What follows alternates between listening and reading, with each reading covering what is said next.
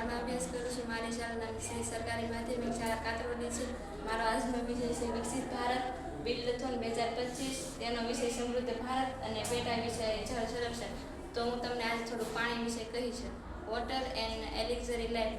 જીવનમાં પાણી ખૂબ જ ઉપયોગી છે। જેમ કે આજના યુગમાં પાણી ખૂબ જ જરૂરી છે। પાણી વગર આપણે જીવી શકતા નથી। જેમ કે પાણી આપણા જીવનમાં નાહવા માટે, સાફ સફાઈ, રોજબરોજની ક્રિયા માટે પાણી ખૂબ જ ઉપયોગી છે।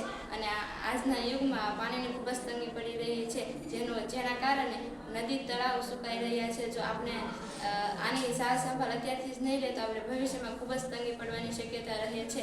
અને પાણી આપણી રોજબરોજની ક્રિયામાં પણ ઉપયોગી છે। અને સરકારે તેના માટે ઘણા એવા નાના મોટા કાયદા બનાવવા જોઈએ, જેના માટે પાણી પ્રદૂષિત ન થાય અને તેનો ઓછો ઉપયોગ થાય। જેમ કે નળ ટપકતા બંધ કરવા, હવેડાઓની સાર સંભાળ લેવી, અને જે વરસાદનું પાણી છે તેનો સંગ્રહ કઈ રીતે કરવો તે ખૂબ જ જરૂરી છે। તેની સાર સંભાળ લેવાની, અને સરકારે તેની માટે નાની મોટી યોજનાઓ પણ બહાર પાડી છે। તેના કરતાં પણ વધારે આપણે તેની સાર સંભાળ લેવી જોઈએ।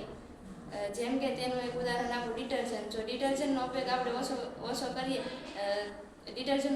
તો તેના કારણે વધુ પ્રદૂષિત પાણી થાય છે, અને તેના કારણે પાણીમાં રહેલા જળચર પ્રાણીઓને પણ નુકસાન થાય છે। તેના કરતાં આપણે તેલિયા સાબુનો ઉપયોગ કરીએ તો તે ઓછું પ્રદૂષિત થાય છે, અને તેના કારણે પ્રાણીઓ પણ ઓછા મૃત્યુ પામે છે। અને ડિટર્જન્ટના કારણે વધારે પીણા અને પાણી વધારે પ્રદૂષિત થાય છે।